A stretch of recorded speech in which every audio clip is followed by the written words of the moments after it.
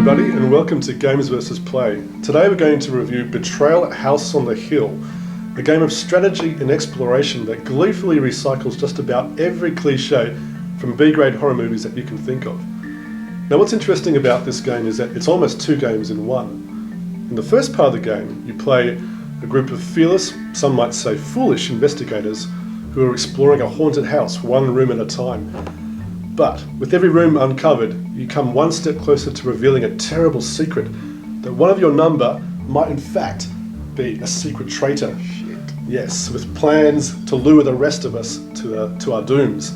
So the second part of the game is very different. It's basically a good old, a battle to the death, a bloodbath between the heroes and the traitor. This game has been a fan favourite since it was first released in 2005. But what do we think of it here at Games vs. Play? Amy, do you want to go first? I really enjoyed it. The main part being kind of world building, or the building as it were, where the floor plan keeps expanding. You're constantly discovering new rooms. You're not sure what's going to happen in the room. And as you said, it borrows a lot of plot points from genre films. So that was very, very entertaining. Yeah, what do you think? Yeah, I agree. Being a fan of the horror genre in general, it's just really good fun to see a lot of these stereotypical plot elements appear and crop up in unexpected places often. And also just something that was really impressive was the amount of material that's included with this game. There are so many bits and pieces in the box, hundreds of tokens I think that we still haven't had a chance to even use yet. Yeah, there's still huge sheets left in there which we haven't punched out. So if you want to buy it, just let us know when we're finished. In fact, didn't we make the observation one of the times it was a very successful round of play we had, and the arc of the story was kind of like a really epic B-movie, but pretty much every trope was in there. It was quite amusing. When it works, it's really good. Yeah. What I think is really good about the game too is the second part, the haunt phase, is very unpredictable. Every time it's almost a new game, because there's 50 scenarios. So basically you've got a 2% chance of repeating it every time you play, and that's a very small chance obviously. So it's very mathematical of you. It is, yes. I did maths at high school. Falk, do you want to tell us maybe a bit about how you play the game? Sure, so at the start of the game you choose a character. There are 6. Actually 12 to choose from, because the character cards cleverly have an alternate personality on the back. And characters consist of 4 traits: speed, might, sanity and knowledge, and these determine how quickly you can move, physical attacks, mental attacks and so forth, and you get these little sliders to track your characteristics progress on the side. The characters are kind of cool because they again tie into some of the stereotypes from horror movies. So there's a professor, a priest, little children running around, high school kids, etc., etc. They're all kind of a bit creepy too. Yeah. It's probably deliberate. Yeah. Yep. Which one do you like playing best? I don't know. Oh, you've got a favourite. I've got a favourite. Darren Flash Williams is my man. He's good. Because he's fast, right? He's fast. He's not particularly intelligent, but he's very quick. I'd play customarily Madame Zostra, who I think is a gypsy, or can we say that? Oh, sorry, she's a Roma. She's great, and the characters Leaning one. have even like a list of hobbies for some reason, which doesn't really affect the game. But what are my hobbies? Right. Astrology, cooking and baseball. They all seem to have this sport, because Jenny Leclerc likes reading and soccer. After you've chosen your character, each player takes a turn. Essentially, you begin with a one-room house, and each time you open a new room card, and that typically unleashes some sort of an event, in which case you pick an event card with a spiral on it, or you might get an omen, which is the card with the creepy bird on it.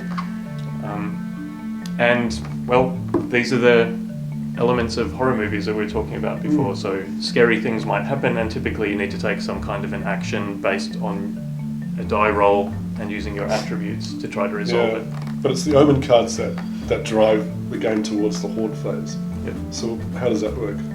So as you go along, if your room indicates that you need to pick an omen card, which is the card with the creepy bird on it, you have to hold on to the card. And every time you collect an omen card, you do a haunt roll, which is essentially rolling 6 of the die together, and you have to always roll more than the number of omen cards on the table. So if your roll happens to be less than, the haunt is triggered. Right. And you don't want that to happen. What happens when the haunt's triggered? Oh, we talked about that. But what really happens? One of us is the trainer, usually. Yes. Right. So we consult the book, which you do a big correlation. You consult the haunt chart, which you can then correlate the room.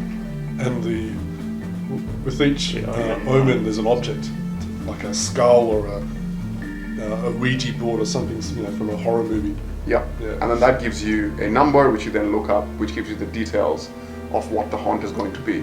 It's quite detailed, and as Barton said before, there's over 50 scenarios in there, and you get almost like a whole page, a 2-column page full of events and kind of quite detailed blow-by-blow account of what's going to happen and rules of how the next half of the game is going to play itself out. The traitor is given this tome. This is called the Traitor's Tome. The traitor goes away, studies their tome, and in the meantime, surviving heroes have their own manuscript to read, which tells them secrets of survival. I wish there was one like that in real life. It's called the Bible. Right, of course. And they go through that book to understand what their roles and tasks are during the second half of the game. So it's kind of tricky sometimes because you've got basically a new game going, but each group, the trader and the survivors, have got 2 different sets of instructions. And they're not allowed to communicate with each other. And so you have to somehow work out how that's going to play, which is... And for me, I tricky. think this has really been the part where there is kind of some form of weakness, or the weakness might be on my part in terms of my powers of comprehension. But really, this is where we've come unstuck a little bit. It's pretty complicated. Pretty much every time we've played it is figuring out because the language is not always straightforward as well. It kind of is still in the mode of the game. The language is quite involved. So understanding what the instructions are has been tricky, and then kind of putting it into play has not been very straightforward. I completely agree. I think the first half of the game, the exploration phase, is very well designed and thought out, and it runs very smoothly and is really good fun. But the haunt has been much trickier. It's also been interesting because, as was being pointed out, you get a lot of variety, but the variety has also caused confusion. And in some of the haunts that we've played through have also felt a bit arbitrary. So often it's been resolved through really a single fast dice roll, and if it happens to come out one way, you win or you lose. So in the end. I think the strategy part of the game is meant to be during the haunt, but quite a few times we've played it and it feels like the strategy's been really straightforward. You basically just fight and roll dice. I mean, there've been a couple that have been great, but a lot of them are just very simple sort of the mechanics of rolling dice. So, what were some of the scenarios? What are some of the things what have that we were had happening? so far? I mean, they are good fun. They've put a lot of work into thinking about what could happen in this haunted house. So we've had... There was a banshee. Banshee, the screaming ghost, That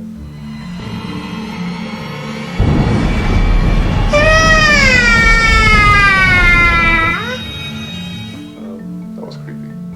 What else have we had? We have a phantom. Oh yeah, like a ghost sort of haunting story.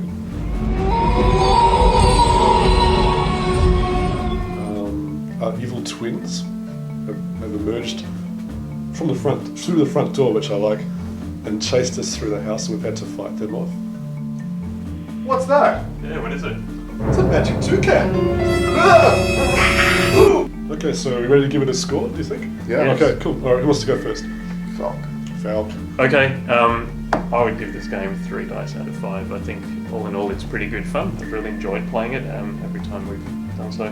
But as we were talking about before, I think the haunt phase, it has some slight problems with the mechanics sometimes. I'm tempted to give it 3, but I will give it 3.5 because I agree the key weakness I've discovered we've all felt has been that haunt phase, but it's also very entertaining once you get your head around it. So 3.5 dice from my end. Okay. I think if I had reviewed this like after the first couple of times we played, I would have given it, probably 4 or 4.5 because it was great fun. The first time we played it was fantastic. Yes, absolutely. A lot of fun.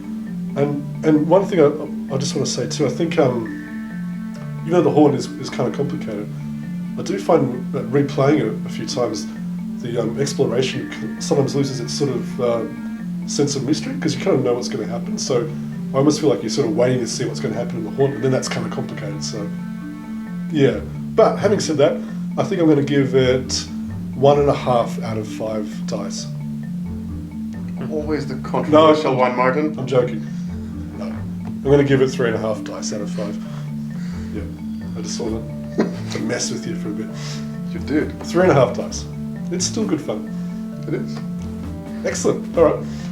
Well, thanks everybody for watching our review at Gamers vs. Play of Betrayal at House on the Hill.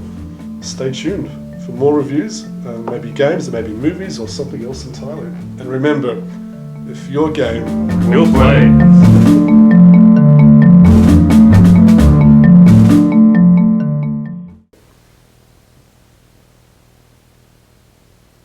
Cut.